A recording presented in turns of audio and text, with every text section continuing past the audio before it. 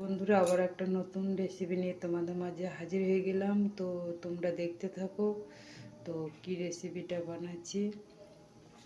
তো পেঁয়াজ লঙ্কা কুচি এই তেলে দিয়ে দিলাম, বুঝলি তো, তেলে দিয়ে দিলাম। তো এবার আমি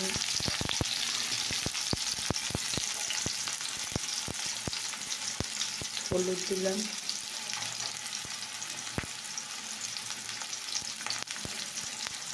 পরিমাণ মতো নুন দিয়ে দিলাম, দিয়ে দিলাম আমি একটু ভাজতে হবে। থেকে ভাজা হলে তিনটে ফাটিয়ে এর সঙ্গে দেবো, দিয়ে ভুজিয়া বানাবো।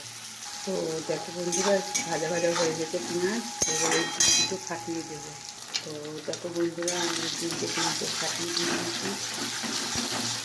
এটা হলো ভুজিয়া রেসিপি, তোমরা এখন ঘরে বানিয়ে খেতে পারো, যে দেখতে পারো এরকম রেসিপি দেখানো। যেটা একদম ধীরে ভাজা ভাজা হবে, বুঝতে পারছো, একে বলে ভুজিয়া।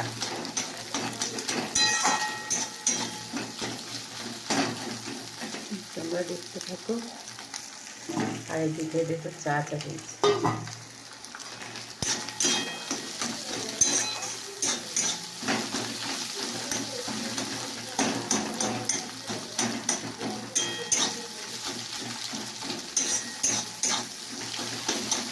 এটা আস্তে আস্তে আস্তে আস্তে আস্তে আস্তে এটা হবে। তো দেখতে পাচ্ছ কেমন লাগছে। এই রেসিপিটা তোমরা বানিয়ে ঘরে খাবে, দেখবে কেমন ঘরে খেয়ে লাগে। যত ভাজা হবে তত তেল বেরোবে। রেসিপিটা বানিয়ে খেয়ে দেখো লাগছে।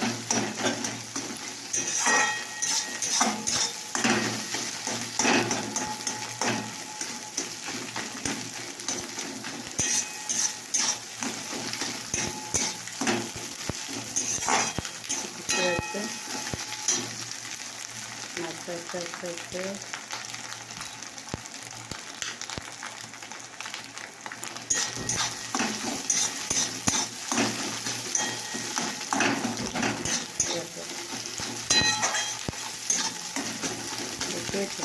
আস্তে আস্তে কালার আসছে। একদম একে ধুয়ে ভাজা বলে, এটাকে বলে ভুজিয়া, মানে একদম ধুরো ধুরো হবে, তাকেই বলে ভুজিয়া। তাকে ধীরে ধীরে নিয়ে নিয়ে তাকে ভুজিয়া বলে। চলো, এরকম আমার চা ফুটে গিয়েছে, ফুটতে এরকম অফ করে দেবো। তো দেখো আমার রেসিপি রেডি হয়ে গেছে। তোমাদের কেমন লাগবে অবশ্যই কমেন্ট করে জানাবে।